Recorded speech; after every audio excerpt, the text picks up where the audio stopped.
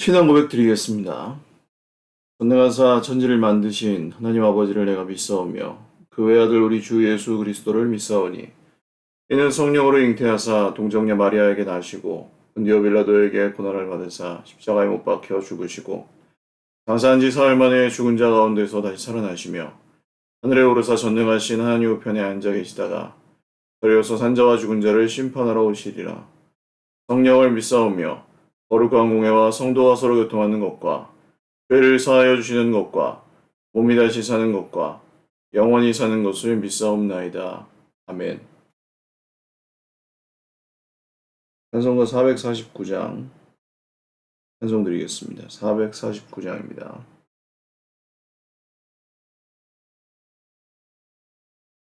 예수 따라가며 복음 순종하면 우리 행할 길 환하겠네.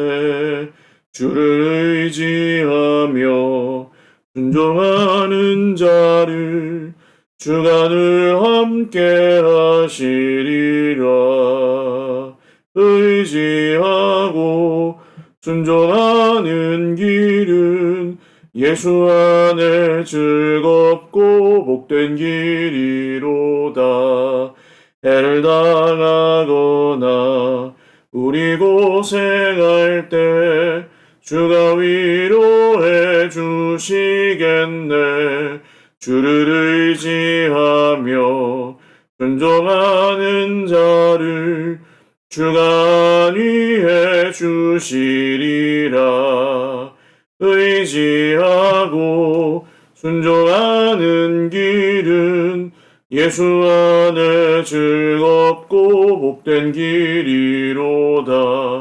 남의 짐을 지고 슬픔 위로하면 주가 상급을 주시겠네. 주를 의지하며 순종하는 자를 항상 복 내려 주시리라. 의지하고 순종하는 길은 예수 안에 즐겁고 복된 길이로다. 우리 받은 것을 주께 다 드리면 우리 기쁨이 넘치겠네. 주를 의지하며 순종하는 자를 은혜 풍성케 하시리라. 의지하고 순종하는 길은 예수 안에 즐겁고 복된 길이로다. 주를 힘입어서 말씀 잘 배우고 주를 모시고 살아가세. 주를 의지하며 항상 순종하면 주가 사랑해 주시리라. 의지하고 순종하는 길은 예수 안에 즐겁고 복된 길이로다. 하나님 말씀 시편 86편 1절에서 17절입니다. 시편 86편 1절에서 17절 한 목소리로 읽겠습니다. 시편 86편 1절에서 17절입니다. 여호와여, 나는 가난하고 궁핍하오니 주의 귀를 기울여 내게 응답하소서. 나는 경건하오니 내 영혼을 보존하소서. 내 주 하나님이여, 주를 의지하는 종을 구원하소서. 주여, 내게 은혜를 베푸소서. 내가 종일 주께 부르짖나이다. 주여, 내 영혼이 주를 우러러보오니 주여, 내 영혼을 기쁘게 하소서. 주는 선하사 사죄하기를 즐거워하시며 주께 부르짖는 자에게 인자함이 후하심이니이다. 여호와여, 나의 기도에 귀를 기울이시고 내가 간구하는 소리를 들으소서. 나의 환난 날에 내가 주께 부르짖으리니 주께서 내게 응답하시리이다. 주여, 신들 중에 주와 같은 자 없사오며 주의 행하심과 같은 일도 없나이다.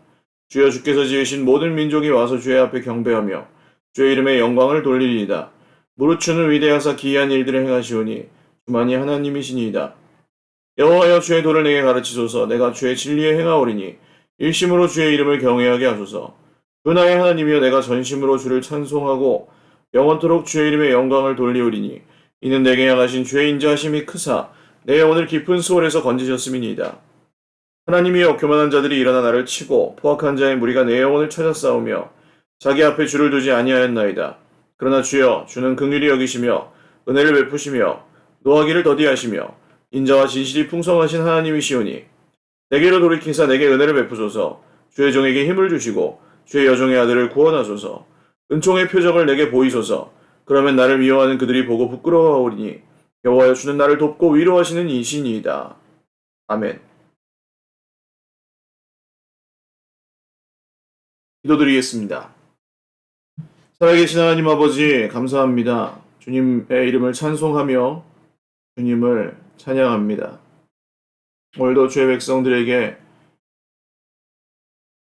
새로운 하루를 선물하여 주시고 하나님의 영광을 보게 하심을 감사합니다.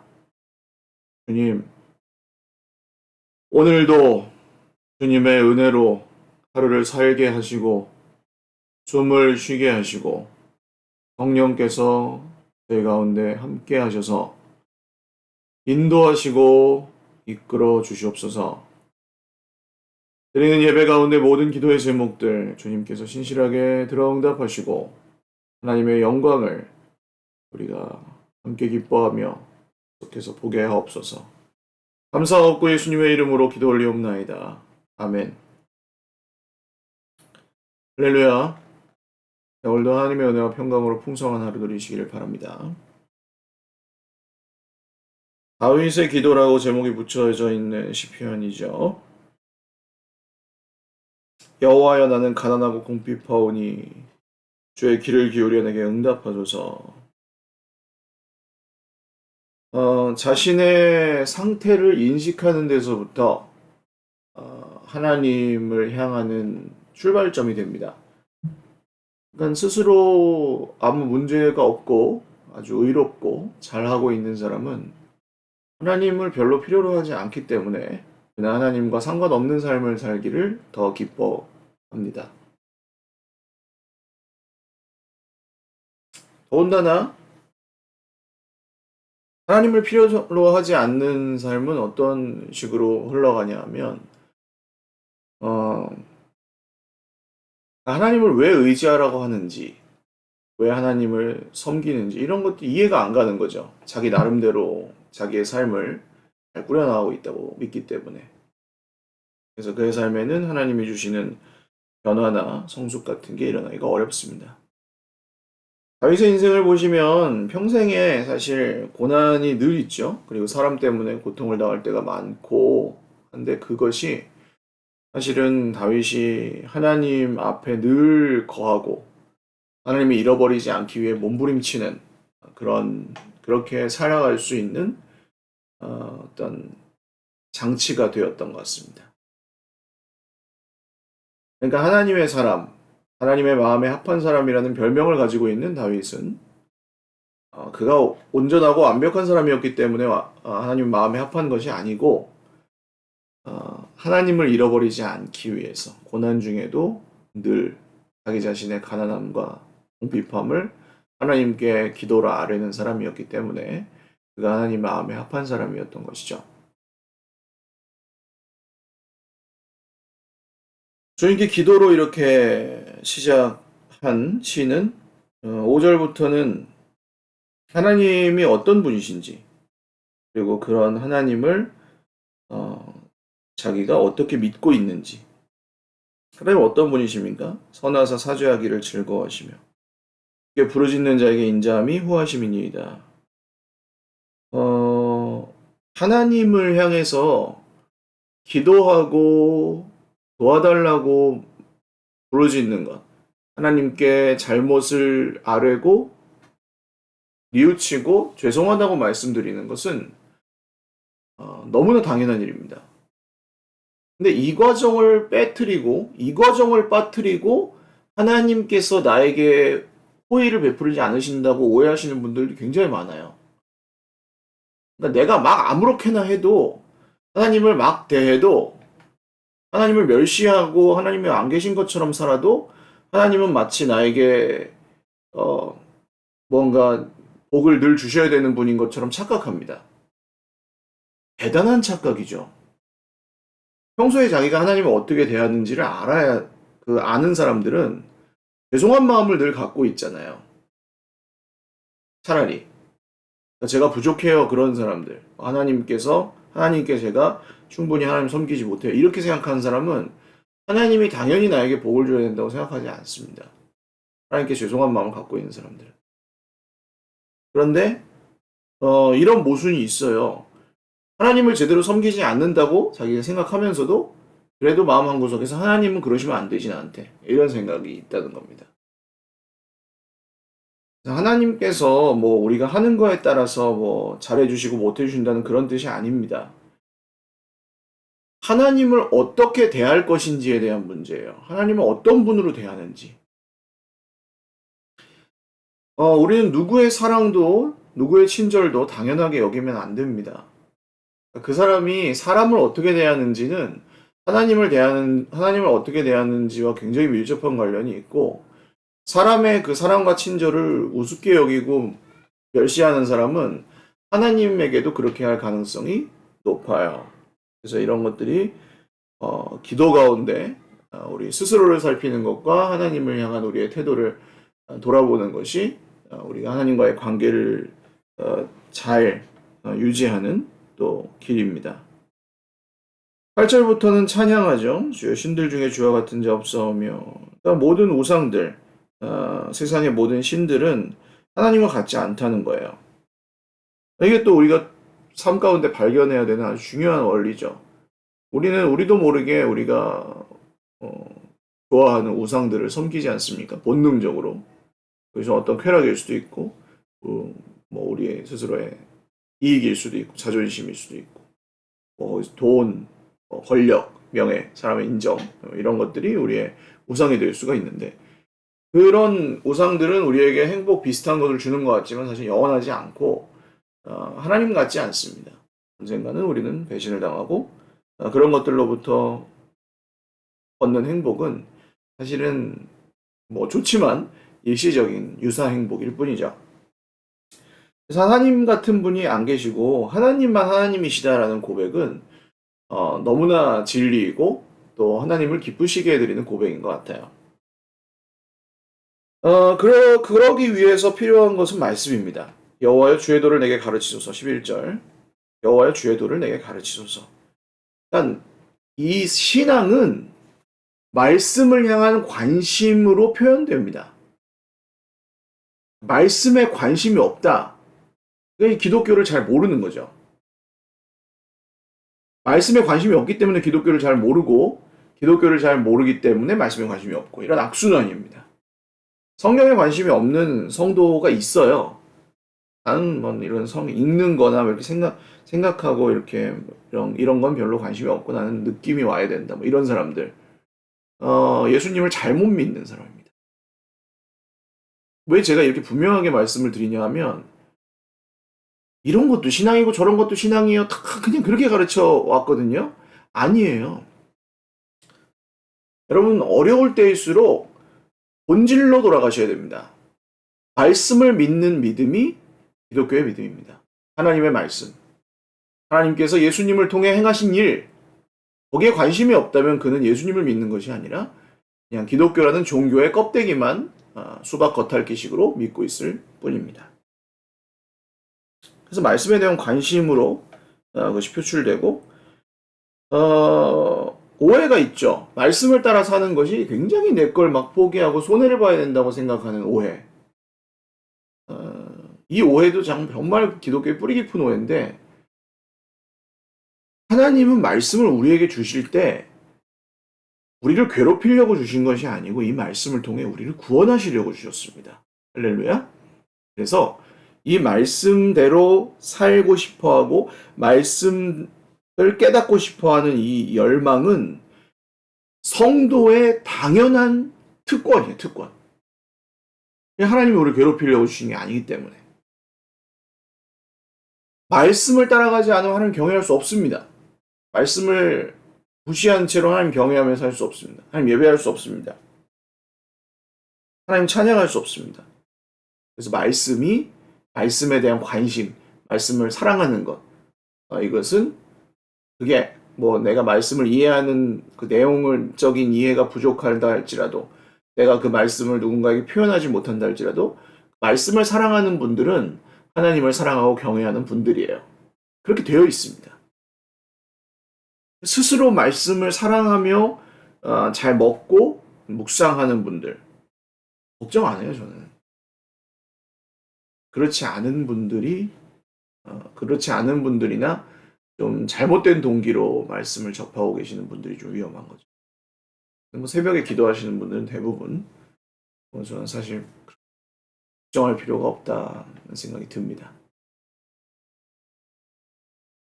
자, 그리고 이렇게 다윗이 기도하는 가운데 마지막으로 지금 기도하는 시의 내용은 뭡니까? 14절 보시면 하나님의 교만한 자들이 일어나 나를 치고 포악한 자의 무리가 내용을 찾았사오며. 자, 아셔야 돼요.